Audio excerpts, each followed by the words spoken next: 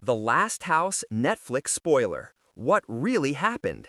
Warning. Spoiler warning. This video contains major spoilers for Netflix's The Last House, including the creatures, Cassidy's fate, the 5-year imprisonment, and the ending. If you haven't watched the movie yet, watch it first. What if you woke up one morning and discovered that you could never leave your own house again? Not because the doors were locked, not because someone was guarding them, but because something completely unexplained was keeping you trapped. That's exactly what happens to Jason and his family in Netflix's The Last House. For 5 years, their home becomes their entire world. They can't escape. Their supplies slowly disappear. And outside the house is a strange environment filled with dangerous creatures and mysterious rain. But the biggest mystery comes at the end. After spending years fighting whatever is outside, Jason finally chooses not to kill one of the creatures. And almost immediately, the creature lets his family go. So what really happened? Why were they trapped for 5 years? What are the creatures? Why did Jason's act of mercy suddenly change everything? And what does the ending actually mean? Let's break it down. 1. Why was the family trapped? At the beginning of the movie, Jason and his family discover that something is wrong with their home. They try to open the doors, they try the windows, they try different ways of getting outside. But nothing works. There's an invisible force preventing them from leaving. At first, they assume the situation might be temporary. Maybe the strange weather will stop. Maybe the outside world will become safe again. Maybe someone will eventually come to rescue them. But none of that happens. Instead, the family remains trapped. And what makes the situation terrifying is that they don't know why. There's no clear explanation, no instructions, no warning. Just a house they can't leave and an outside world they don't understand. Eventually, the family realizes that their greatest challenge isn't surviving for a few days. They may have to survive indefinitely. 2. 5 years of survival. And that's exactly what happens. The family spends 5 years inside the house. Think about how long that really is. Children grow up, people change, supplies disappear, and the psychological pressure becomes almost unbearable. Food becomes increasingly difficult to maintain. Water becomes a major concern. Electricity and other comforts disappear. Even basic medicine becomes impossible to replace. The family is no longer living a normal life. They're simply trying to survive. And this is where The Last House becomes more than a creature movie. It's also about isolation. The house is supposed to represent safety, but after 5 years, it becomes a prison.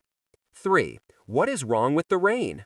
One of the biggest clues comes from the strange rain outside. At first, it looks like normal rain. But eventually, the family realizes something is fundamentally wrong.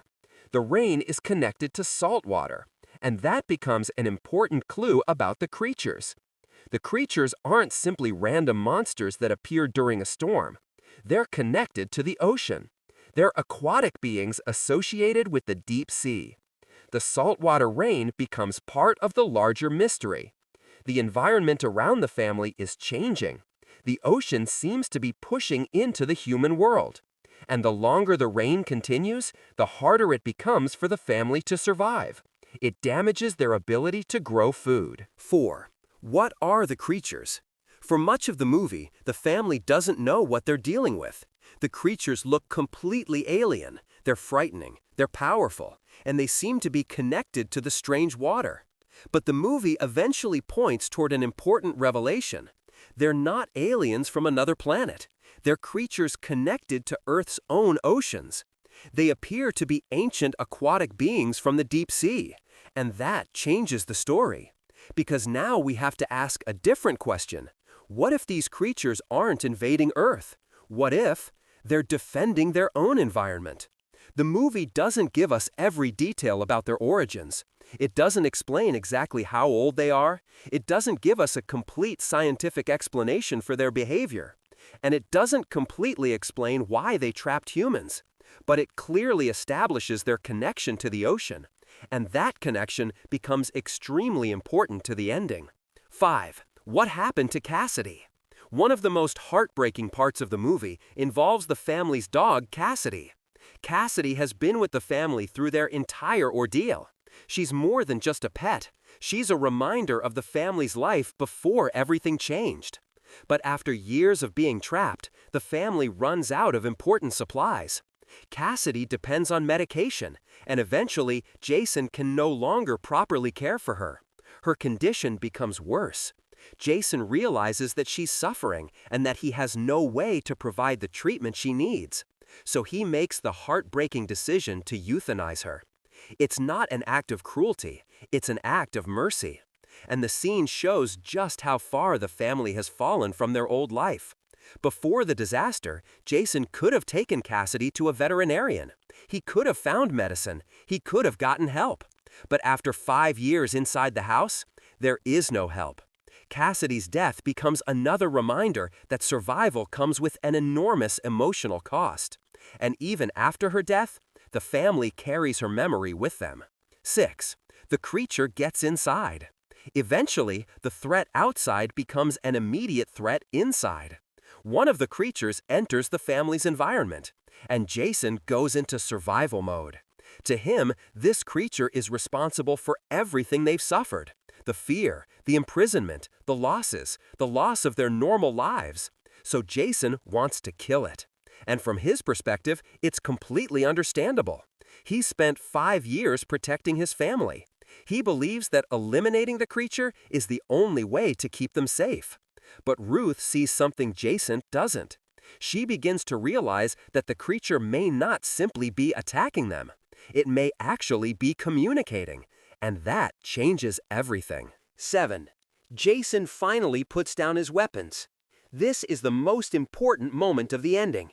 Jason has spent years believing that survival requires control. If something threatens his family, destroy it. If something is dangerous, fight it. If something can't be understood, keep it away. But Ruth challenges that way of thinking.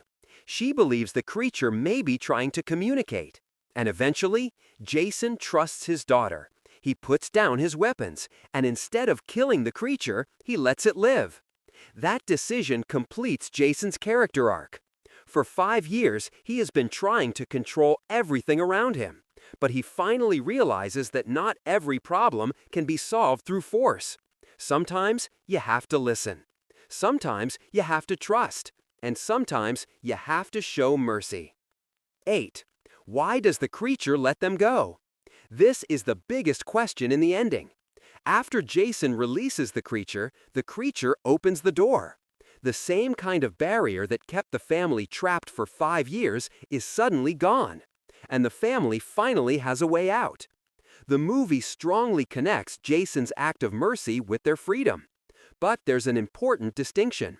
The movie does not fully explain the creature's motivation. It doesn't tell us that they suddenly decided humans were harmless. It doesn't establish that all the creatures share one collective mind. And it doesn't explain exactly how one creature's decision affects the larger situation. Instead, we're shown something much simpler. Jason stops fighting. He chooses not to kill. And the creature responds by allowing the family to escape. So the strongest interpretation is that the creature recognizes Jason's choice and returns that mercy. But whether that's literally what happened, or whether there's something larger behind it, the movie leaves open to interpretation. 9. Were the creatures testing humanity? One possible interpretation is that the creatures were testing humans. Maybe they weren't simply trying to kill everyone. Maybe they wanted humanity to understand that violence wasn't the only option. Jason spends years treating the creatures as enemies. But once he finally chooses compassion, the situation changes. Could that mean the creatures were waiting for humans to change their behavior? Possibly, but we have to be careful. The movie never explicitly says this was a test, so it's better to treat that as an interpretation rather than a confirmed explanation. Another possibility is even more interesting. Maybe the creatures simply responded naturally to Jason's mercy. Jason didn't attack them, so they didn't attack him. And that creates a completely different understanding of the conflict. 10. Were the creatures defending their home? Remember, these creatures are connected to the ocean. They aren't extraterrestrials arriving from another planet. They're part of Earth's environment. So perhaps humans aren't necessarily the innocent victims we assumed they were. From Jason's perspective, the creatures are invading his world. But from the creatures' perspective, they may be defending theirs. That's one of the deeper ideas behind the movie. Humans automatically call something a monster when we don't understand it. But what happens if that monster is simply another form of life trying to survive? That doesn't make the creatures good. They've clearly caused suffering. But it makes the conflict morally complicated. It's not necessarily humans versus evil. It could be one species fighting another for survival. 11. What happens to the house? After everything they've experienced, the house itself begins to collapse. And this is symbolically important. For 5 years, the house has been both a shelter and a prison.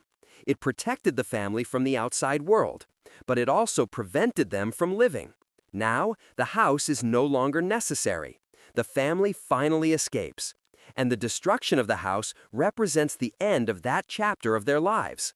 They're no longer trapped inside the place where they spent 5 years surviving. They can finally move forward. 12. The boat named Cassidy. There's also an emotional detail after the escape. The family's boat is named Cassidy, and that name clearly brings the story back to their beloved dog. Cassidy died because the family could no longer provide the care she needed. But they don't forget her. Naming the boat after her allows her memory to continue with them. It's almost like the family is carrying a piece of their old life into the new world. The house is gone, their old life is gone, but Cassidy's memory remains. 13. The radio message gives them hope. And then comes another important detail. The family sends out a radio message and receives a response. That means they may not be alone. Other survivors could still exist somewhere beyond the world they have known for 5 years.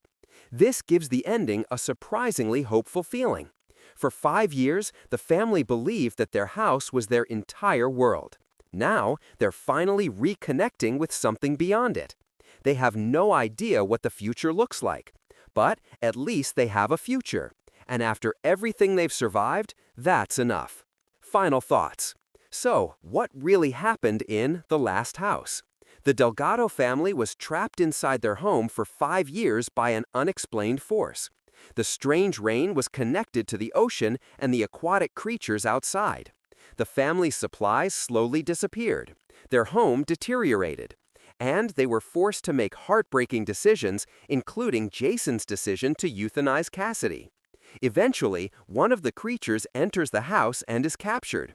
Jason wants to kill it, but Ruth realizes that the creature may be communicating.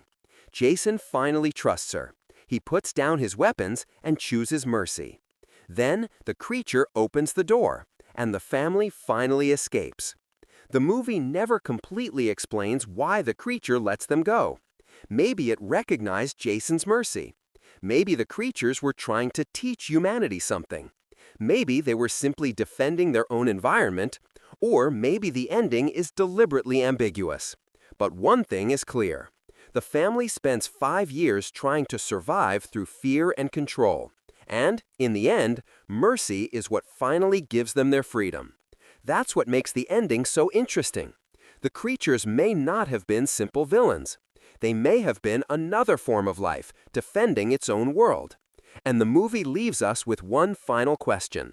What if the real enemy was never simply the creatures, but humanity's inability to understand what it feared? And that's why the ending of The Last House is still open to debate. Was Jason being tested? Did the creature understand his act of mercy? Why did the rain finally stop? And are the creatures actually protecting their home? Let me know your theory in the comments below. And if you enjoyed this breakdown, don't forget to like, subscribe, and turn on notifications for more Netflix movie explanations, ending breakdowns, creature theories, and hidden meanings.